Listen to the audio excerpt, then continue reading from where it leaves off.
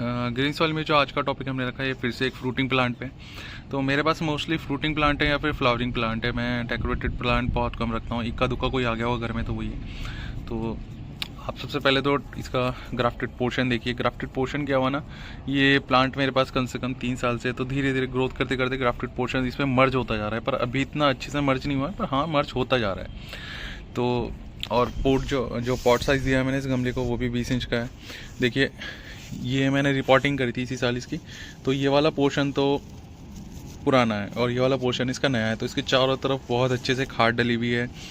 और ये देखिए जितनी रूट में ट्रिम कर सकता था वो कर दी थी, उसके बाद भी देखिए कितनी रूट हैं। तो ये रूट बाउंड हो चुका था बहुत बुरी तरीके से, पर इस बार ये अच्छे से ग्रोथ करेगा क्योंकि मैंने इसकी रूट ट्रिमिंग कर दी थी और इसे इतनी खाद दी थी कि आने वाले 2 साल तक इसे खाद की कोई ज़रूरत नहीं है।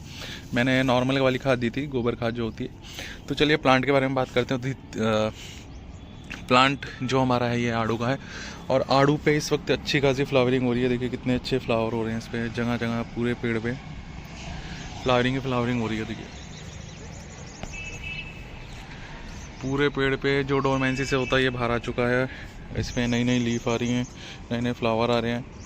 और इसकी हाइट जो प्लांट की है अभी कम से कम ये मेरे से भी लंबा जा रहा है। पॉट के साथ अगर बात करें तो ये 6 फुट के करीब जा रहा है। तो इसकी काफ़ी अच्छी ग्रोथ बढ़ रही है और जो सड़ी हुई लीफ थी वो इसी में गिर रही है, वो धीरे धीरे कंपोस्ट हो रही हैं। तो ऐसे में क्या होता है ना, बड़े पॉट है तो खाद बनने दीजिए। ऐसा कुछ नहीं कि लीफ हटाने की कोई ज़रूरत है, ऐसा कुछ इतने बड़े बड़े पॉट हो जाते हैं, इतने बड़े बड़े पेड़ हो जाते हैं, तो बल्कि ये अच्छा काम करती है। तो लीफ मैं ज़्यादा नहीं डालता क्योंकि हवा के साथ ही पॉट से निकल के उड़ जाती है, पर हाँ जो सड़ने लगती है वो इसी में पड़े रहने देता हूँ, वो अच्छा खासा काम करती है।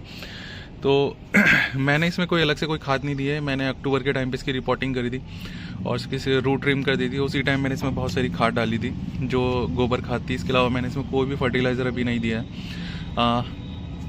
पर इसकी ग्रोथ उस टाइम पे बहुत बुरी तरह रुक गई थी क्योंकि जब मैंने रूट ट्रिम की थी सारी लीफ इसकी गिर गई थी और इस पर एक भी लीफ नहीं बची थी। तो पर अभी जिस तरीके से इसकी ग्रोथ शुरू हुई है, अचानक से इसमें सारी लीफ आई हैं। सिर्फ ये जो जितने भी आप लीफ देख रहे हैं ना पूरे पेड़ पे, ये हार्डली ऐसे आई हैं कम से कम 5 या 6 दिन के अंदर ये सारा ग्रोथ है। और ये जो फ्लावरिंग हो रही है ये भी इसी का रिजल्ट है।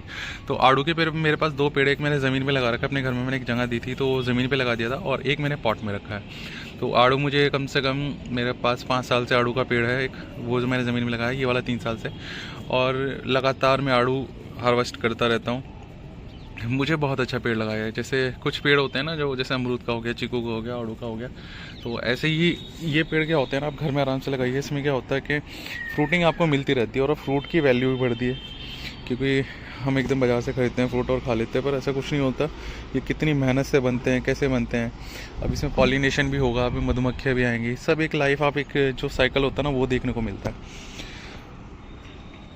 और फ्रूट का जो साइज़ होता है वो तभी बढ़ेगा जब इसे धूप में रखेंगे। तो मेरी तो देखिए अभी सुबह के अभी 9 बजे हैं और कितनी अच्छी इस पर धूप आ रही है। अभी 9 बजे ही पूरा ये धूप से, पूरे दिन इस पर धूप ही रहेगी शाम तक, जब तक सनसेट होगा। सनराइज़ से लेकर सनसेट तक इस पर लगातार पूरी धूप है। तो आड़ू का पेड़ तो आप ज़रूर लगाइए अपने घर में।